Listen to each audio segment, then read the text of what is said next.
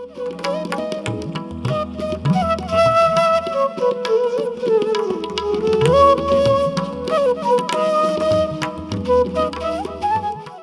जगन्नाथ नमस्कार। आम दूरदर्शन अगणित दर्शक बंधु को साहित्य सुरभीर ए स्वतंत्र कार्यक्रम को हृदय स्वागत करुछि मु उपस्थापक अंशुमान जेना। दर्शक बंधु, महाप्रभु श्री जगन्नाथ केवल आमर आराध्य ठाकुर नुहंती, ओडिया जातिर आस्था और विश्वासर गोटे स्पंदित उच्चारण। ओडिया भाषा साहित्य संस्कृति और सभ्यतार ईप्सित पुरुष भाव में महाप्रभु श्री जगन्नाथ ए जाति को केवल महिमामंडित करिनाहांती, ए जाति को करिसेंती गरिमायुक्त। कहवा बाहुल्य, ओडिया साहित्य महाप्रभु श्री जगन्नाथଙ୍କ व्यतिरके स्थाणु पालटि जीव। आम साहित्यर आस्था एवं अनन्य प्रेरणा होउछंती महाप्रभु श्री जगन्नाथ। तेबे ओडिया साहित्य रे श्री जगन्नाथ चेतना किभଳି भाव में प्रतिफलित होईछि ए संपूर्ण प्रसंग आलोचना करबा पई आम सहित आज स्टूडियो रे सामिल होईछंती श्री जगन्नाथ संस्कृतिर जने प्रांजल व्याख्याकार प्रवक्ता मैडम विजयलक्ष्मी पट्टनायक महोदय। स्वागत करुछु आपनको। आज्ञा नमस्कार। आम सहित मध्य संयुक्त अछंती युव कवि और लेखक वेदप्रकाश नायक। आपनको स्वागत करुछु। दर्शक बंधु, जमिति मु कहूथली ए ओडिया साहित्य रे श्री जगन्नाथ चेतनाटी कौन, आर मूल अर्थ कौन, आसंतु पचारि बुझिबा मैडम विजयलक्ष्मी पट्टनायक ठारू। जय जगन्नाथ। मन्नाथ श्री जगन्नाथ मद्गुरु श्री जगद्गुरु मदात्मा सर्वभूतात्मा तस्मै श्री गुरवे नमः। जय जगन्नाथ। जगन्नाथ चेतना कौन? ओडिशार माटी गोड़ी धूली कणा सहित जगन्नाथ चेतना परिव्याप्त होकर मिसिकी रही। एवं जगन्नाथ होउचंती ओडिशार प्राणकेन्द्र, ओडिशार नाभि केन्द्र, ओडिशार जनजीवनर सी गोटे प्रतिभू। एवं जगन्नाथ को छाड़िकी ओडिशार जनजीवन चिंता करा जाई न पारे। तेणु सी होचंती परम ब्रह्म अपुरुषेय एवं तांकर से वेद वेदांतर सार बोली आमे मध्य ओडिया साहित्य रे ए कथा बहु भाव रे प्रमाणित होईची। आमर विभिन्न युग मध्य देकरी ओडिया साहित्य कथा आमे जेतबेले विचार करूचंती सेतबेले आमर आदि युग सारला दास ठारू आरंभ करी आमर तापरे जो पंचसखा युग एवं रीति युग, तापरे जो सबुज युग आ आधुनिक युग अत्याधुनिक युग, ए सब गुड़िक भितरे जगन्नाथ चेतना ओतप्रोत भाव में जड़ित होकर रही। कारण सी होचंती केवल ओडिशार आत्मा नुहंती, सी होचंती लीला ब्रह्म, से दारु ब्रह्म, से पूर्ण ब्रह्म भाव में ओडिशारे जेहेतु गृहीत होइछंती पूर्ण ब्रह्म भाव में, जहाँकर पूर्ण 16टी कला रही। सेथिପାଇଁ कुहाଯାଏ 16 कला, जे 16 कला होचंती जगन्नाथ। तेणु 16 कला जे जगन्नाथ तांकर गोटे कला होचंती नंदबाला कुहाଯାଏ जय श्रीकृष्ण को, किंतु जगन्नाथ होचंती 16 कलार ठाकुर, जहाकू कि आमर घरे घरे पूजा करा जाए, घरे घरे वर्णना करा जाए, घरे घरे प्रार्थना करा जाए। एवं प्रत्येक कार्य आमर प्रथमे होचंती श्री जगन्नाथ को डका जाए, तापरे जाइकरी आमर कार्यटी शुभ हुए बोली मान्य करा जाए। महाप्रभु श्री जगन्नाथ को छाड़देले ओडिया जातिर अस्तित्व नहीं, कहीं ओडिया जातिर जातक महाप्रभु, ओडिया जातिर जन्म महाप्रभु, ओडिया जातिर भक्ति महाप्रभु, ओडिया जातिर भय महाप्रभु, ओडिया जातिर वृत्ति महाप्रभु, आ ओडिया जातिर मुख्य महाप्रभु ही रही था। महाप्रभु व्यतिरके ओडियार गतिमुक्ति नहीं। एठा में फेरिबा वेदप्रकाश नायक पाखक सारला दास रचित साहित्य रे किभଳି भाव में श्री जगन्नाथ चेतना प्रतिफलित होईछि, आपण केमते देखुछन्ते ताको।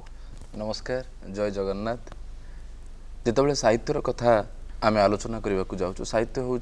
समाजर हित जी साधन करे से हूँ साहित्य।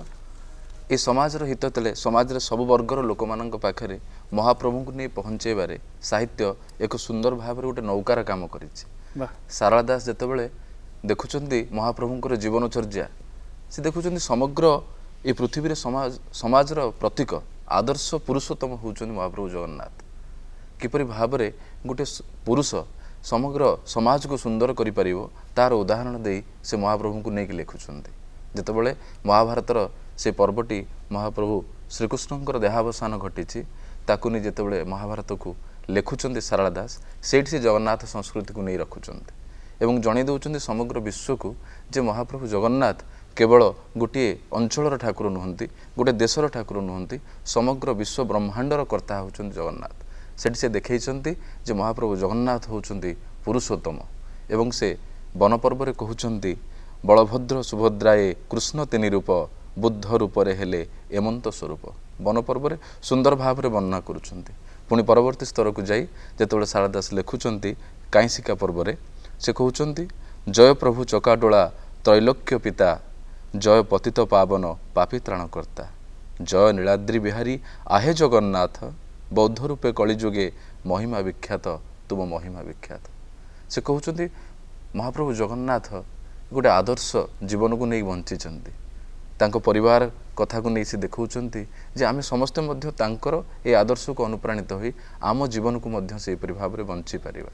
ତେଣୁ ସାରଳା ଦାସ ଆମକୁ ଗୋଟେ ସାଧାରଣ ଜନମାନସ ପାଖରେ ନେଇ ପହଞ୍ଚାଇ ଦେଇଛନ୍ତି ମହାପ୍ରଭୁଙ୍କର ସେ ସୁନ୍ଦର ରୂପକୁ, ସୁନ୍ଦର ଜୀବନଚର୍ଯ୍ୟାକୁ। खूब चमत्कार भाव आप कहते किभली भाव में सारला दासों साहित्य श्री जगन्नाथ चरित्र और चेतना प्रतिफलित होती। मैडम पट्टनायक ये आप फेरबू ओडिया साहित्य और श्री जगन्नाथ संबंध ये एकात्म कहीं ओडिया साहित्य सहित आमे आमर जो जीवनचर्या गोटे जगन्नाथंकर जो चेतनाटा हूँ जगन्नाथंकर जो चलणी सेटा हूँ ओडिया साहित्य संगे कहीं एते मिसी आपणकर जन्म जातक ठारू आरंभ करंतु श्री नवकोटी कर्णाटक वर्गेश्वर आरंभ होची आपणकर माने जो जेतोले श्राद्ध कार्य होची जन्मदिन कार्य होची व्रत होची विवाह होची महाप्रसाद टिके नहेले न चले। तेणु आमर जगन्नाथंकर जेतोले से शोउचंती बसुचंती से उठुचंती केतोले ये होची संपूर्ण आमर समाजर सामाजिक चलणीर गोटे धारा होची। जगन्नाथ उठिबे भोर जेतोले उठुचंती से शिक्षा कौन दौचंती समाज को जे ये जो शिक्षाटा से दौचंती से उठुचंती दांत घोषुचंती मुह दौचंती दांत घोषुचंती तापरे बालभोग जलखिया खाउचंती गोपाल बल्लभ तापरे 11टा बेलू पुणी टिके कौन हल्का तापरे पुणी प्रसाद पुणी महाप्रसाद जेतोले से होउची से सबू तो तांकर होची महा बड़ दांड बड़ ठाकुर बड़ सबू बड़ तांकर ए विषय तो बहुत बेसी आपण माने समस्ते आमर ओडिशार किए भी न जानी तेणु आपको धरिकी आमर साहित्य होउची कहीं एटा हो साहित्य होउची समाजर दर्पण। तेणु जगन्नाथंकर चलणी सहित आम समाजटा जमी ओतप्रोत मिसी जाइए सी कौन खाऊँ शाग मुग बेसर डाली भात पिठा काकरा आरिसा मालपुआ आमर जेते प्रकार रे आमर घरर चलणी रही तांकरी ठारू ही एगुड़ाक सब आसी। तेणु सेगुड़ाक जेतेबेले साहित्य रे परिस्फुट जदि न हबो आउ कौन हम। तेणु आमर जेते लेखालेखी सब आसी आमर पंचसखा जुगठू आरंभ करी सारला कथा तो कहूले वेद तापरे वर्तमान आमर जेतिकी जुग सब आसला से साहित्य जो सब सृष्टि है तेणु ये सामाजिक दर्पण हिसाब से जगन्नाथ चलणी को से माने नेइकिरी से उपरे जो ता भितर जो तत्व से माने बाहर करिचंती साहित्य रे से तत्व गुड़िक जगन्नाथ से तत्व सहित संबंधित से साहित्य गुड़ जेते साहित्य लिखा जाइए उपन्यास हो गल्प हो काव्य हो कविता हो से सबगुड़िक तांकरी द्वारा आसी से चेतना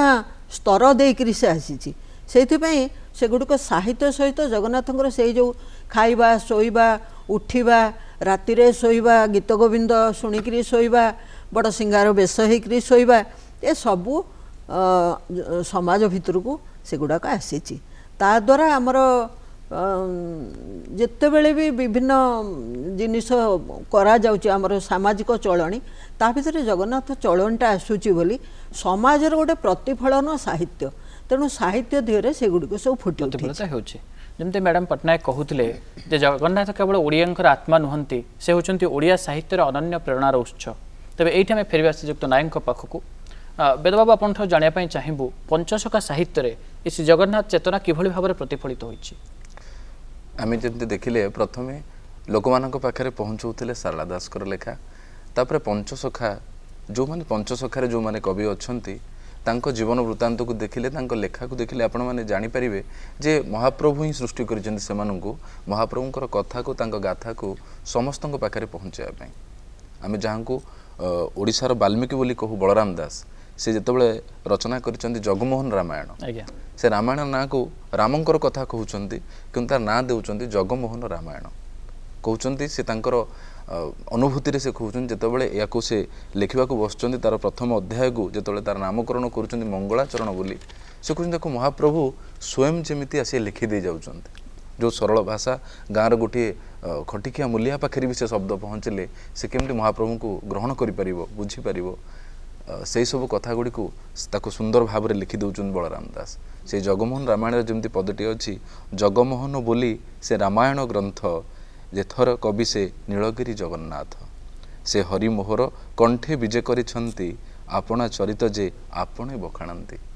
निज चरित को महाप्रभु जगन्नाथ से निजे आसी बखाणुंट किपरि गोटे साधारण जनमानस पाखे ये साहित्य माध्यम पहुँची पार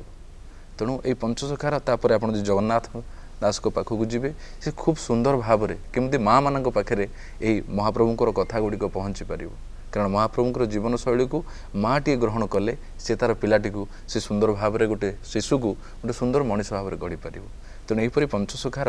कवि माने महाप्रभु को जीवन को नहीं सुंदर रचना सब कर खूब सुंदर भाव आप कहते पंचसखा साहित्य जगन्नाथ चेतना कि प्रतिफलित होती मैडम पट्टनायक आपंठ आम जानापी चाहबू भीम भोईंकर कवितार आम महाप्रभुंर गोटे अनन्य सत्ता को अनुभव करूँ आपण यहाँ कि देखुं पंचसखा ऊपर से जो कहते आज्ञा से गोटे देखु जे बलराम दास आज्ञा जो लिखिं श्रीराम जानिले मुझे अटे जगन्नाथ सीता सुभद्रा जे बेनी अटंती संजात लक्ष्मण जे बलराम एक संग होती ए मानव मते तहु देव चली जानती ये जो जगन्नाथ बलराम दास जो मत बलराम दास लिखिले जो जगमोहन रामायण रे से जगन्नाथ को एठारे स्वयं जगन्नाथ को से राम बोली स्वीकार करिछंती एवं सीता को सुभद्रा एवं बलभद्र को लक्ष्मण हिसाब से ग्रहण करिछंती तेणु ये जगन्नाथ पाखरे जो आरोपित से करिछंती जगमोहन बोली जे रामायण ग्रंथ एथिरे जे कवि नीलगिरी जगन्नाथ आज्ञा तेणु जगन्नाथ को एठी नीलगिरी जगन्नाथ होचंती स्वयं माने राम बोली से स्वीकार करिछंती आउ गोटे जिनस सेठी आमे भूली जावा उचित नुहे जोटा कि दीर्घ 600-500-600 वर्ष धरिकी आमको संपूर्ण बांधिकी रखी से हूँ छोटिया काव्यटे छोटिया पुराण बोली कही हेनी किंतु से पुराण लक्ष्मी पुराण जोटा कि बलराम दास लिखी बलराम दास लक्ष्मी पुराण बोधे एते आदृत होइछि अन्य कौनसी पुराण ओडिशा रे एते आदृति लाभ करि नाही तेणु सी लक्ष्मी पुराणर छोटिया पुराणर व्याख्या कले सेटा पुराण हब नाही किंतु तार प्रत्येक पंक्ति ओडिया गृहिणी कंठरे मुखस्थ एवं सेई चलणी अनुसार आम परिवार बंधा होकर रही आम परिवार भितर सासु ससुर स्वामी स्त्री पुओ झील देढ़सुर जा भाई बोहू घर द्वार शोइबा बसिबा उठिबा घर लिपिबा परिष्कार परिच्छन्न करवा ये सबू गुड़िक ये छोटिया पुराणटी रे बांधी होकर रही सबुठु बड़ कथा है सर्वधर्म समन्वयर प्रथम पाहाच होउची लक्ष्मी पुराण जोठिकी लक्ष्मी अवश्य सेते बेलर सामाजिक स्थिति से भली अवस्था रे थिला विभिन्न आक्रमण द्वारा अतिष्ठ हो जाइथिले ओडिया समाज से समय नारी मानकु अति न्यून भाव में देखा जाउथला एवं ब्राह्मण मानकर मध्य प्रादुर्भाव थिला जोथिपाई कि से ए जो छोटिया काव्यटीए लिखिले सेटी एते भाव में आदृत होइछि एवं ग्रहणीय होइछि वर्तमान आपण ओडिशा रे प्रति पुरपल्ली रे कोनोसी स्त्रीलोक को पचारंतु से लक्ष्मी पुराणर जेकोसी पद को से बोलीदेव तेणु सीटा मध्य पंचसखांकर जो करिचंती सेगुड़ा ता छड़ा भागवत भागवत गोटे संपूर्ण भारत रे गोटे विशिष्ट ग्रंथ आज्ञा कारण ओडिया भागवत एवं व्यासदेवंकर भागवत या भितर आकाश पाताल प्रभेद ये आमर जमिति भाव सबू तुलनात्मक भाव ओडिया समाज को से नहीं साहित्य भितर फुटे प्रत्येक पदरे तांकर एटा गोटे शिक्षणीय जिनस एटा हूँ आप्तवाक्य बोली ताकू कहते नवाक्षरी वृत्तरे रचित एवं आप्तवाक्य कोमल मधुर वचन कहित शिव जन मन ये सब गुड़िक पाची जाइए आप्त माने कौन पाचिला ये सब गुड़िक बहु परीक्षित 500-600 वर्ष धरिक एगुड़ी लोक मुखरे गायालठू आरंभ करी से याकू एते बेसी लोक ग्रहण करथिले कना से भागवतर पदावली गुड़िक सेतेबेले एते भावरे लोकन को अभिभूत करिथिला जोथिपई कि माने साधारण लोकटे चाहूला जे मो अक्षर शिखबी से सारा भारत रे ओडिशार साक्षर संख्या भागवत पढ़ापी से सर्वाधिक थिला तेणु भागवत गोटे एमती चमत्कार जिनिस जोटा कि जनजीवन सहित प्रति गाँव में भागवत टुंगी है से न्याय निशाप करने सबगुड़िक श्रृंखला ये ग्राम्य श्रृंखला ग्राम्य विचारालय ये सब थिला ओडिया भागवत जो कि चैतन्य देव आसिक जो अति बड़ी उपाधि देते से अति बड़ी उपाधि अति बड़ी संप्रदाय से गोटे सृष्टि होता एवं तापरे अच्युतानंद बंधे अच्छा जशवंत अच्छा जोटा कि अच्युतानंदकर मालिका गोटे अति चमत्कार जिनस बर्तमान गवेषणा करा जाउछि जहाँ भी कही ता भी सत्य घटुची तापरे जशवंतकर रही टीका गोविंद चंद्र तापरे शिशु अनंतर रही से जो अनंत जो शिशु अनंत परंपरा रे से सामिल होते तेणु से तांकर मध्य रही जो गीता शून्य ब्रह्म गीता से गुड़ाक रही परवर्ती पर्याय को आम जो आसुँच पंचसखा बहु भाव में ओडिया साहित्य को पुष्ट कर साहित्य जो सृष्टि ही न था आमर मूलदुआ निश्चय दोहली जाता जदिओ सारला दास होचंते आमर माटीर कवि शूद्रमुनि कहिचंती अति पंडित से अति ज्ञानी किंतु निजको शूद्रमुनि बोली से कहउचंती कहीं जो माने अति ज्ञानी से माने से प्रकार नम्र तेणु ता परवर्ती पर्याय को आम आसुँच भीम भई पाखक मो जीवन पछे नरके पड़ी था जगत उद्धार हो एवं अंधमुनि बोली कह जाए तेणु सी होचंती शून्य ब्रह्मर उपासक शून्य संगीता से मध्य रचना कर बहुत गुड़े तांकर जनाण भजन आमर तो बहुत भाव किंतु एमिति गोटे शून्य ब्रह्म सहित से जगन्नाथ को तुलना कर गोटे ओंकार सहित जगन्नाथ गोटे ओं बोली से जो एवं तांको जीवनटा संपूर्ण भाव में समर्पित जगन्नाथ प्रति एवं से अनुसार किए कौन कहीपर मो जीवन पछे नरके पड़ी था जगत उद्धार हो तेणु जगतर सी प्रत्यक्ष भाव में न कर जगतर ये जो सेवा से करिचंती ये जो तांकर जो मनोवृत्तिर जो थिला जे जनसेबारे लोक मानक सेबारे निरंतर लगी था मोर जीवन तेणु यहाँ गोटे अति चमत्कार जिनिस जोटा कि मनीष मान शिक्षा दौची जे शून्य भितर केमिति भाव में आमे सबु शून्य रही प्रकृत में शून्य रही शून्य ब्रह्मांड सृष्टि सेटा को से शून्य भाव ग्रहण करी गोटे साहित्य सृष्टि करथिले जहाँ को कि बहुत भल भाव ग्रहण करिछि समाज एवं तारी द्वारा मध्य बहु लोक प्रभावित होते से समय भी वर्तमान मध्य प्रभावित होउचंते तेणु तांको जीवन गोटे समर्पित जीवन जगन्नाथ प्रति एवं गोटे समर्पित भाव में से लिखिं बहु जनाण भजन एत समय आम पाखे ना खूब सुंदर भाव में मैडम पट्टनायक कहते भीम भईंकर भजन और जनाण महाप्रभु रही भक्ति ही होइछि निवेदित और समर्पित तेबे लोक साहित्य किभली भाव से श्रीजगन्नाथ चेतना प्रतिफलित होइछि और लोक साहित्य को किभली भाव में श्रीजगन्नाथ चेतना रिधिमंत करिछि ए संपर्क में आम दर्शक जाना चाहिए श्रीजुक्त नायक लोक साहित्य और कथा जो आसूँ से कारण महाप्रभु जगन्नाथ को आम कहूँ सी होती लोक मान देवता आम साधारण मनीष मानकर आम परिवार मुख्य होती महाप्रभु जगन्नाथ जितेबाला आप देखिए चाषीटे घर बाहर सी आकाश को नहीं मुंडियाटे मारदे जाऊँ प्रभु मु ଚାଲିଲି ମୋ ବିଲକୁ ମୋ କାମ କରିବା ପାଇଁ ଆଉ ସେ ବିଲରେ ହଳ କଲା ବେଳେ ମହାପ୍ରଭୁଙ୍କୁ ଜଗନ୍ନାଥଙ୍କର ଜଣାଣ ହିଁ ଗାଇକି ହଳ କରୁଛି ବିହନଟି ପକାଇଲା ବେଳକୁ ଜଗନ୍ନାଥ ଜଗନ୍ନାଥ ବୋଲି ତା ପାଟିରେ ବାହାରୁଛି ତେଣୁ ଯେଉଁ ଲୋକକଳା ଗାଁରେ ପାଲା ହେଉଛି ଗୋଟିଏ ଏତେ ସୁନ୍ଦର ଭାବରେ ପାଲାକୁ ଯେତେବେଳେ ପରିବେଷଣ କରାଯାଏ ମହାପ୍ରଭୁଙ୍କର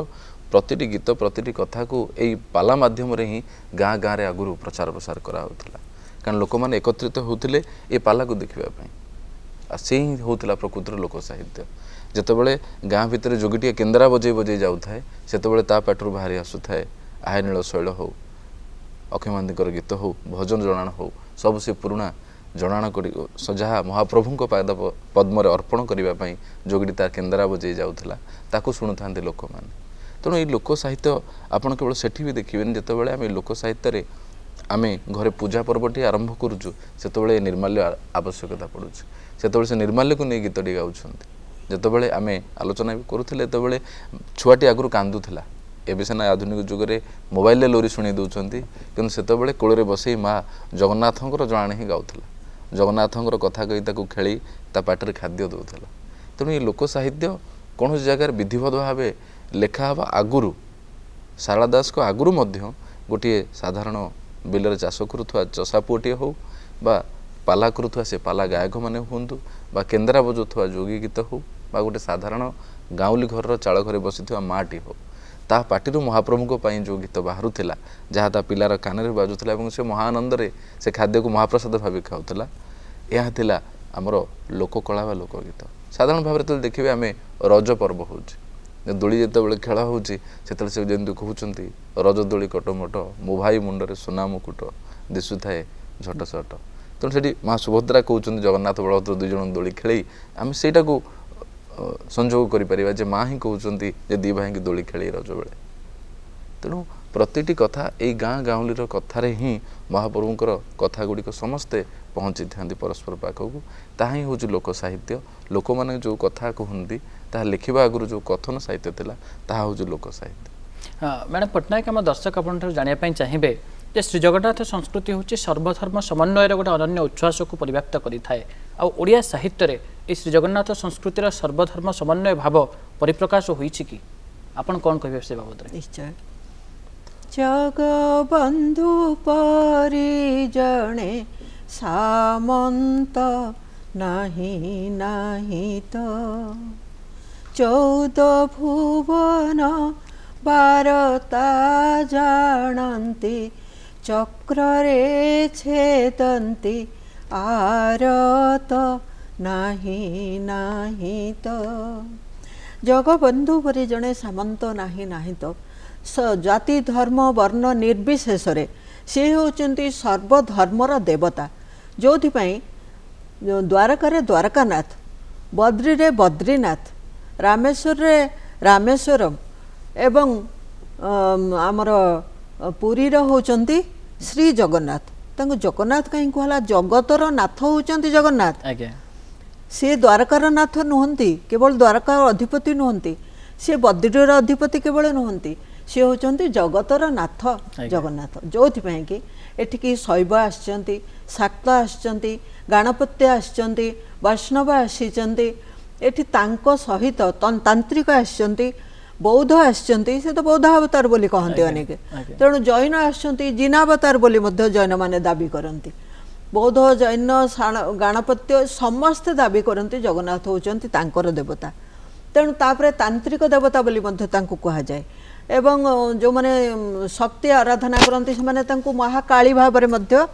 ପୂଜା କରନ୍ତି ତେଣୁ ଏଇ ଯେଉଁ ବିଭିନ୍ନ ସମ୍ପ୍ରଦାୟ ଆସିଛନ୍ତି ଏଠିକୁ କ'ଣ କ'ଣ ସମ୍ପ୍ରଦାୟ ସବୁ ଆପଣ ଦେଖନ୍ତୁ ଗଣପତି ଭଟ୍ଟ ଆସିଲେ ଗଣପତି ଭଟ୍ଟ ଅନେଇ ଦେଲେ ତାକୁ ଫେରି ଯାଉଥିଲେ କହିଲେ ନାଇଁ ଇଏ ମୋ ଠାକୁରଙ୍କ ଭଳିଆ ଦିଶୁନାହାନ୍ତି କିନ୍ତୁ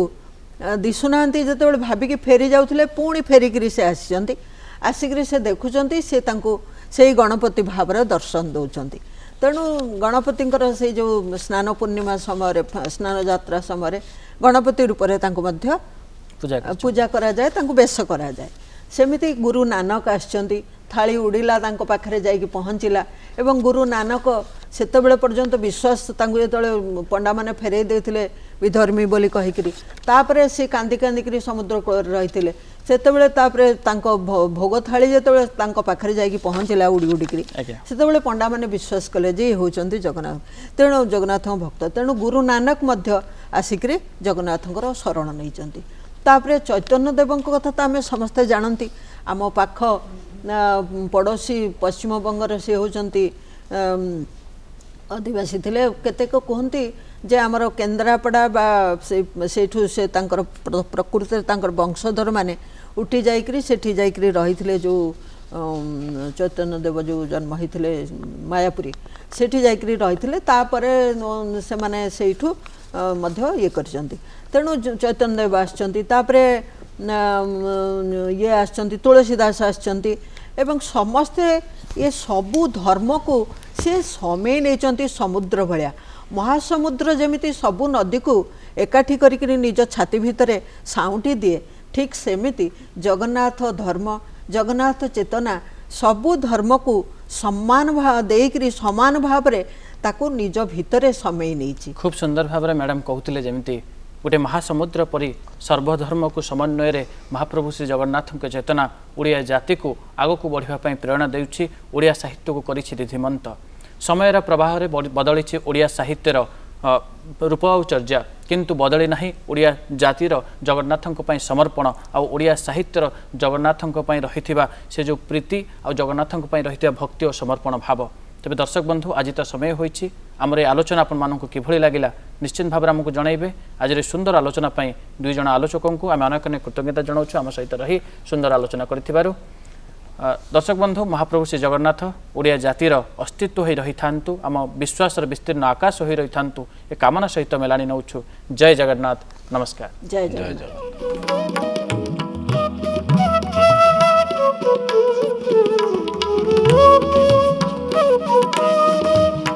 Thank you.